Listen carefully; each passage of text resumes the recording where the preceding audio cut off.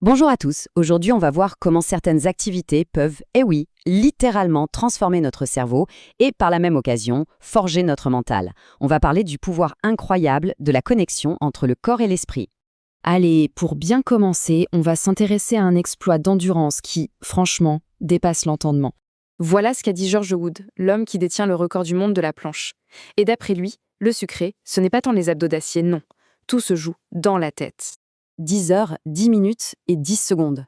Vous imaginez un peu la force mentale qu'il faut pour tenir comme ça, aussi longtemps? On est bien au-delà de la simple force physique là. Alors, c'est bien beau de parler de mental ou de volonté, mais concrètement, qu'est-ce qui se passe là-haut, dans le cerveau, pour permettre une performance pareille? Eh bien, justement, il y a une sorte d'ingrédient secret, une protéine que la science commence tout juste à vraiment cerner. La réponse, elle se trouve dans une protéine au nom un peu barbare, le facteur neurotrophique dérivé du cerveau. On va dire BDNF, c'est plus simple. Pour faire simple, imaginez le BDNF comme de l'engrais. Oui, de l'engrais, mais pour notre cerveau. Et cet engrais cérébral, il est absolument essentiel. C'est lui qui aide nos neurones à grandir, qui renforce leur connexion. En gros, il booste la mémoire, l'apprentissage, et surtout, il nous aide à mieux encasser le stress. C'est la base de notre résilience mentale. Et le truc à retenir, c'est que pour augmenter ce fameux BDNF, le moyen le plus puissant, de loin, c'est l'exercice. Mais attention, pas n'importe lequel. Celui qui demande aussi un effort mental. Justement, parlons-en, parce que tous les exercices ne se valent pas pour ça.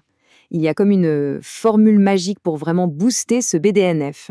Cette formule, elle repose sur 3 piliers. D'abord, la concentration mentale. Ensuite, une respiration bien contrôlée. Et enfin, le mouvement physique. C'est cette combinaison des trois qui est vraiment puissante. C'est le cœur même de ce qu'on appelle les activités corps-esprit.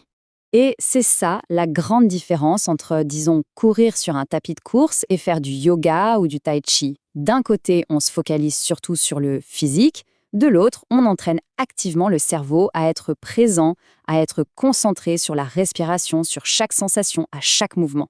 Bon, tout ça c'est bien joli, mais est-ce que ça marche vraiment? Est-ce qu'on a des preuves? La réponse est oui. Les scientifiques ont mesuré l'impact bien réel de cette formule sur notre cerveau. On va regarder ça de plus près, avec 3 types de preuves qui montrent comment cette connexion corps-esprit peut littéralement nous remodeler le cerveau. Premier point, les études sur les animaux.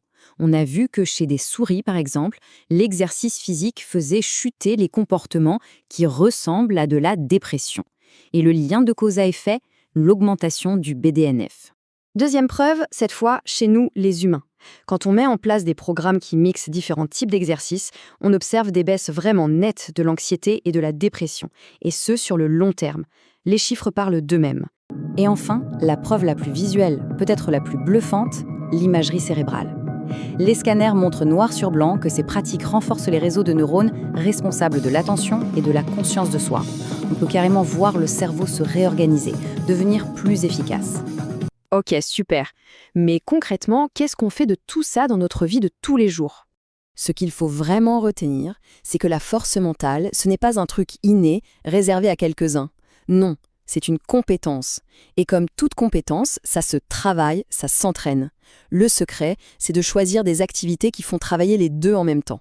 Le corps et l'esprit. C'est comme ça qu'on la muscle vraiment. Alors la prochaine fois qu'on a besoin d'un peu plus de cran, d'un peu plus de résilience, la question à se poser est simple. Est-ce qu'on entraîne juste nos muscles ou est-ce qu'on entraîne aussi notre esprit?